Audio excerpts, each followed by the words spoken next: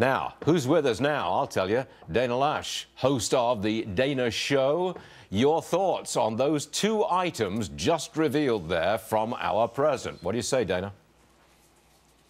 Well, I'm pleased so far, Stuart, and as always, so good to see you this morning. I'm very pleased this far, and I'm really excited to hear the messaging on Iran, particularly because for the previous 8 years, it felt as though we did everything to satiate Iran's appetite for domination. It felt that we compromised so much for Iran and got so little, actually nothing, out of it. And so I'm really pleased to see that this is taking place with this administration, that these are the words that they have, and that the language that the president has had, Stuart, has been so strong against Iran. It's a complete 180 from what we've seen with the previous administration. And that language, Stuart, is exactly what we needed to hear from a president, from the United States president. That language on Iran, that forceful, that's a real line in the sand, if you want to talk about a line in the sand. And finally, I think we see it. And so that's been good. I'm very encouraged by this.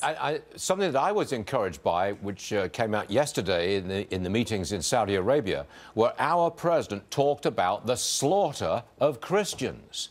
It's got to stop. I mean, he came right out with it. We haven't heard that in the last decade. We've just not heard it. Now, I thought that was a very welcome change, and you, I'm sure. Yes, I was very happy to hear that because it is an everyday reality for so many people in that part of the world. Christian genocide, the absolute extermination of Christians in so many areas. He also said Islamic extremism. He said Islamic extremism to Saudi Arabia's face. And he also hit up on a bunch of other points as well that I think are going to go a long way in reestablishing the United States as the bringer of peace. The United States as strength through peace. Look, we'll be friends with you, but don't start nothing, there won't be nothing. And I think that's the message that we're getting out of this administration, and it is one that the United States has needed to have for a long time. There's been a power vacuum. There's been an absence of spine, and it feels like it's back. Okay, I just want to explain to everybody, left-hand side of everyone's screens, that is Jerusalem. Moments ago, the president was engaged in a conversation with Israel's Prime Minister Benjamin Netanyahu. In it, he said Iran should be very grateful to America because they got such an easy nuke deal with Iran. Second point he said was, look, the Iranians are never, and he used the word, never going to have a nuclear weapon. That, I thought, was a very big deal. Dana, I want to get back to you with a story from the lady in Southern California. Put it on prompter, please. Everyone knows that I am the ranking member of the Financial Services Committee and that I have spent many, many hours and days implementing the Dodd-Frank reforms. We push back on the Republicans. We fight against them attempting to get rid of the Consumer Financial Protection Bureau. As my role as the ranking member of the Financial Services Committee, as a strong Democrat who is responsible for carrying out the values that we have, protecting the American people, and making sure that we have an economy that works for everybody. Okay, Maxine Waters there responding to a question. What does the Democrat Party stand for? Your take on her response.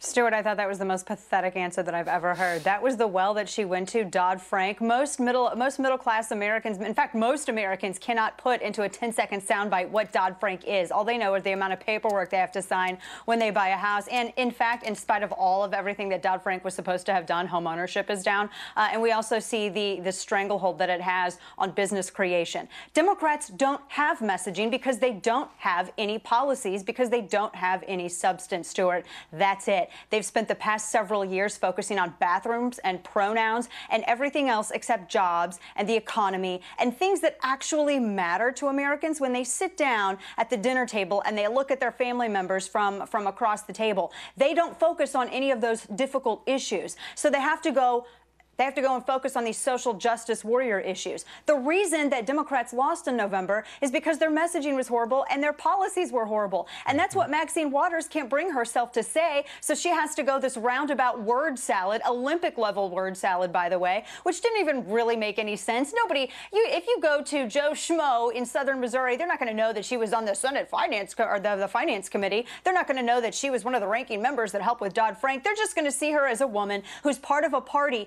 that that could not articulate what it believed and what it would do to make Americans' lives easier. And by that, I don't mean leaning further upon government, Stuart. I mean getting out of the way and letting people just be able to create business and enjoy the fruits of their labor, which this party for years coming has gradually more and more been standing in the way of. Now, I also want your comment on the California Democrat Party's their outgoing chair.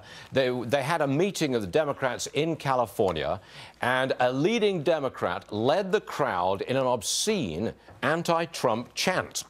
The audience responded by raising the middle finger. I mean, I thought I'd seen it all until I saw that man there is a leading Democrat.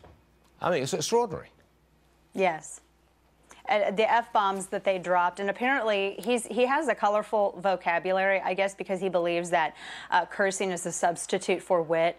It is not. But this is a really interesting phenomena that we're witnessing on the side of Democrats, because, Stuart, there's been a lot of discussion as to whether or not Democrats think that Trump won the presidency by cussing.